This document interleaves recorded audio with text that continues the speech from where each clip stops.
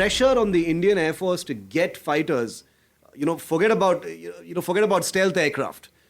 The Indian government has made it clear that we're going to bet on the AMCA, which is India's own fighter.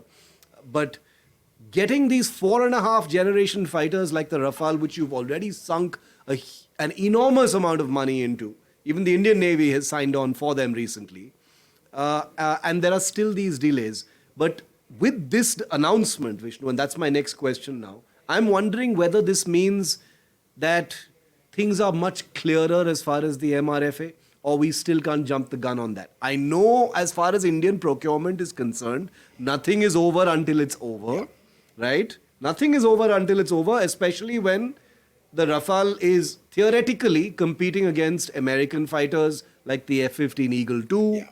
You've got Putin's Sukhoi 35s. You've got the Typhoon theoretically as well.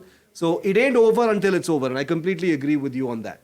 But by putting out this partnership, and this is not an MOU. This is an agreement which I'm assuming is going to fructify into a joint venture. Yeah. 2028 is when the first fuselages will roll out. Which again, I'm assuming means that work begins now. 2028 is 2 years 100%.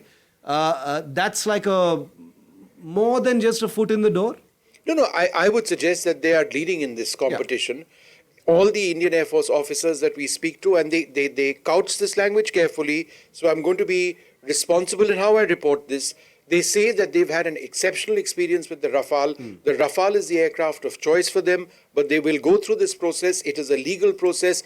It goes down to pricing, tendering, terms, capability of the aircraft, relevance, weapon systems, integration with Indian weapons, and all of that, and then a decision will be taken. Now, we had that same language which was stated in 2018, 2019, same language. We've heard this before. 2025, nothing has changed, right?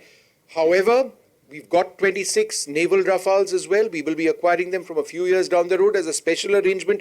We're getting them starting out in 2028, maybe a handful of them.